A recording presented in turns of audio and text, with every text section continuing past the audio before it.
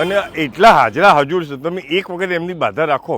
એક રિક્ષા મેરેજમાં જતી હતી ફેમિલી લઈને, અને અહીંયા એક્સિડન્ટ થઈ ગયો, એટલે 2 છોકરા બીજા બધા મરી ગયા, 2 છોકરા બચી ગયા હતા. અને એ વખતે પાણી કરતા હતા. અહીંયા પેલો ચોકીદાર બિચારો બેઠો હતો, પણ એ કોઈ પાણી પાયું નહીં, અને બંને છોકરા મરી ગયા.